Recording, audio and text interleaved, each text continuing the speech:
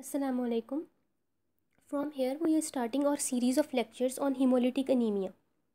This is the introductory lecture of hemolytic anemia, and in this lecture, we will discuss the normal physiology of red blood cells. That how normally red blood cells are after completing their life cycle are destroyed naturally in our body. Okay, so what is the definition of hemolytic anemia? Hemolytic anemia is basically excessive breakdown of red blood cells without any compensation from the bone marrow. What is the normal? We know the normal lifespan of red blood cells is 120 days.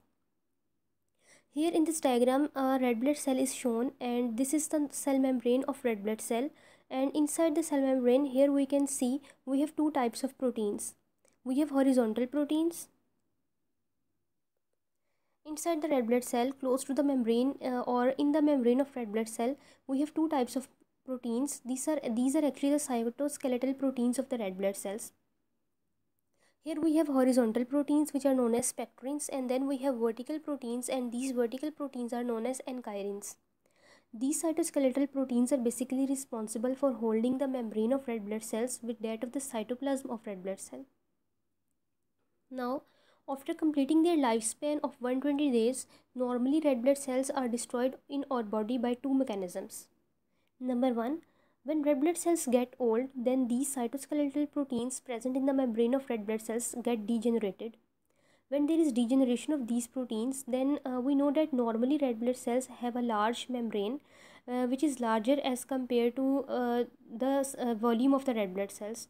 So we can say that red blood cells have a large surface area.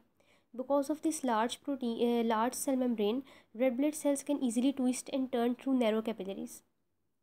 Now, when red blood cells get old and they have degeneration of these cytoskeletal proteins, then the cell membrane of red blood cells becomes stiff and it is not able to twist and turn when the red blood cell passes through narrow capillaries.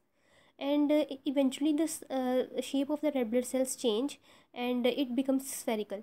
Now, these spherical red blood cells are not able to twist and turn, and they easily lodge in the cords of Billroth, which are the narrow capillaries of the spleen. And here these red blood cells are destroyed by macrophages. So this is one mechanism by which red blood cells are destroyed. Number two, red blood cells have sodium channels in their cell membrane. When red blood cells get older, then these sodium channels are degenerated. Now sodium is not able to go out of the red blood cell.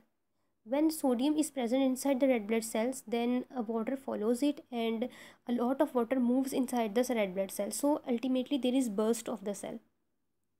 So these are the two natural mechanisms by which red blood cells are destroyed after completing their lifespan of 120 days. Here in this diagram, we have shown spleen. This is spleen, and these are the cords of Billroth. This is a small blood vessel or a small capillary, which is cord of Billroth, and cords of Billroth are very narrow, and they have a diameter of 2 micrometer. Normally, red blood cells have a size of 7 to 8 micrometer, and these red blood cells have capability that they can easily twist and turn and can pass through narrow cords of Billroth, which are 2 micrometer in diameter.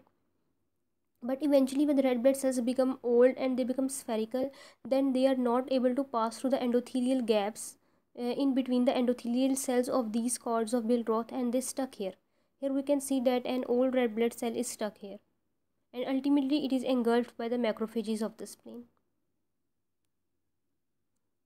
Now, what happens to the red blood cell inside the macrophage? Now, let us suppose that this old red blood cell is being engulfed by this macrophage. Now, what happens to this red blood cell inside the macrophage? So, here we have shown a macrophage, and inside the macrophage we have red blood cell. Now, this red blood cell is broken down into its two components. Number one, we have the cell membrane, and number two, we have cytoplasm. Now, cell membrane is made up of lipids and proteins. So, lipids will ultimately break down into fatty acids, and proteins will ultimately break down into amino acids. Next, we have cytoplasm. Inside the cytoplasm of red blood cells, we have hemoglobin, and then we have enzymes. Enzymes are simply proteins, so they will break down into amino acids. Now, what happens to this hemoglobin? This is our main concern.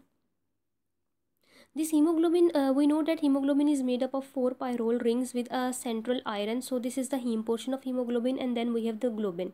Globin is simply protein, so it will break down into amino acids. Now we are left only with the heme portion of hemoglobin. Now this heme portion will be broken down into iron. Here we have iron or ferrous, and then these are the four pyrrole rings. These four pyrrole rings will ultimately form biliverdin, and eventually they will form bilirubin, which is then released into the circulation. Now what happens to this iron? This iron inside the macrophage binds with a protein called apoferritin, and when apoferritin and iron binds together, then a new protein is formed known as ferritin. When a lot of polymers of ferritin are present, then a lot of molecules of ferritin combine together, and it results in the formation of a polymer which is known as hemosiderin. And this hemosiderin is eventually the storage form of iron.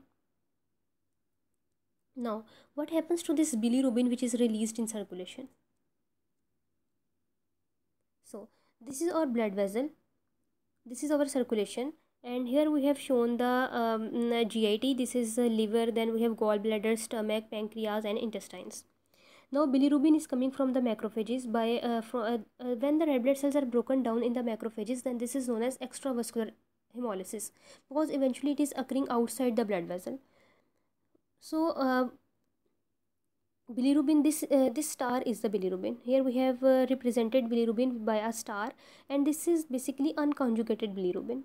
Now unconjugated bilirubin is coming from macrophages by extravascular hemolysis, and here we have this unconjugated bilirubin. Now liver produces a protein called bilirubin binding protein, which is basically albumin or albumin type protein. So here we have the bilirubin binding protein. This bilirubin binding proteins bind with this unconjugated bilirubin. So here we have the complex of unconjugated bilirubin with bilirubin binding protein. This is a large molecule, and it has a large molecular weight as well as large size, and it is not able to cross through the glomerular filtration membrane. So this unconjugated bilirubin is not able to pass in urine.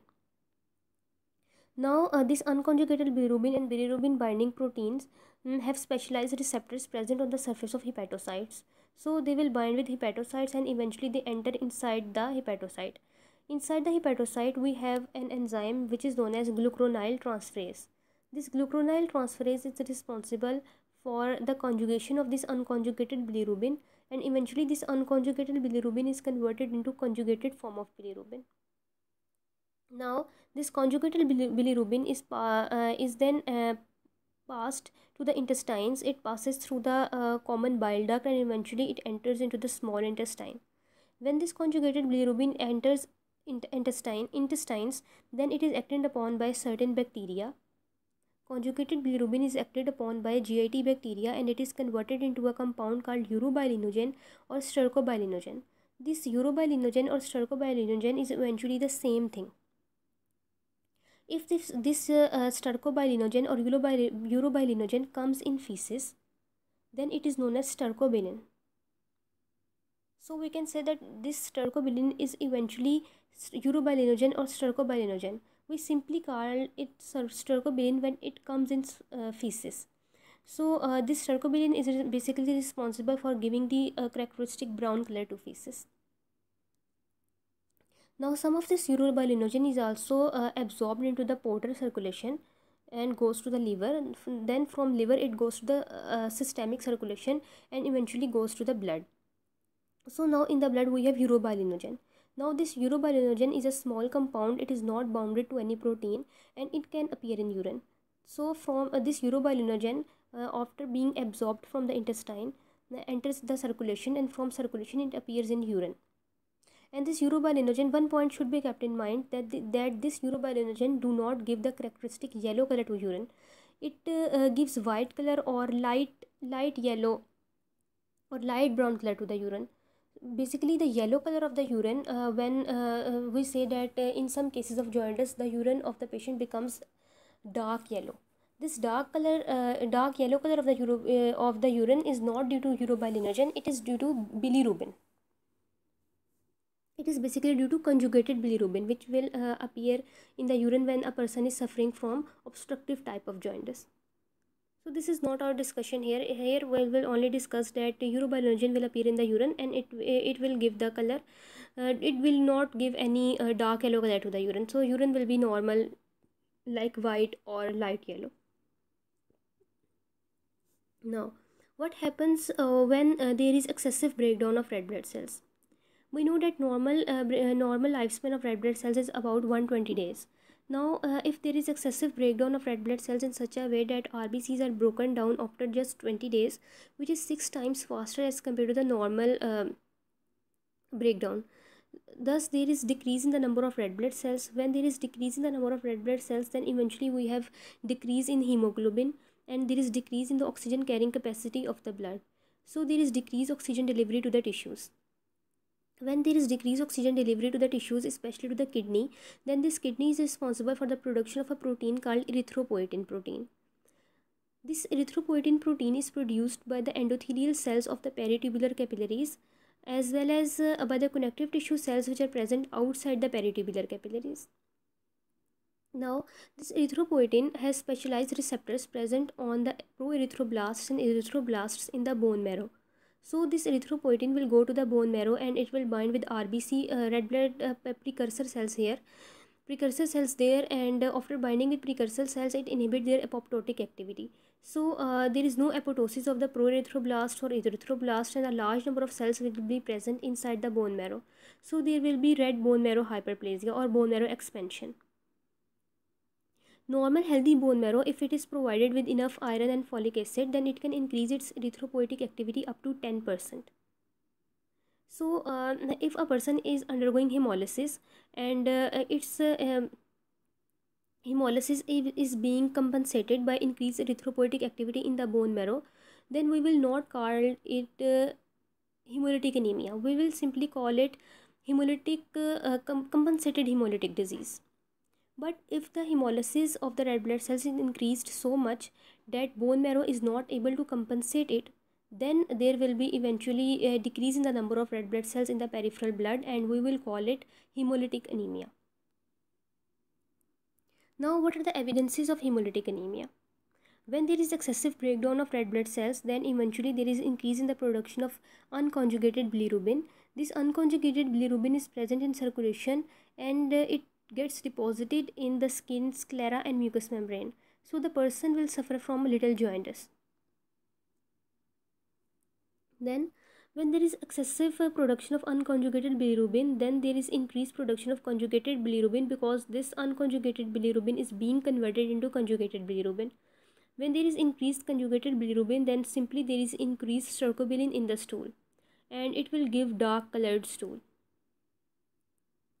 Then we have already discussed that increased urobilinogen will appear in urine, and the color of the urine will be white, or will be white colored or light dark, little dark. Then when there is excessive breakdown of red blood cells, then in the blood a hormone is an enzyme is increased, which is known as lactate dehydrogenase, which is an enzyme present inside the red blood cells. So when there is excessive breakdown of red blood cells, lactate dehydrogenase enzyme increase in the blood. Then there is decrease in the concentration of haptoglobin. Haptoglobin is simply a protein which is produced from the liver, and this haptoglobin binds with free hemoglobin, because free hemoglobin is very damaging to the cells and tissues of the body.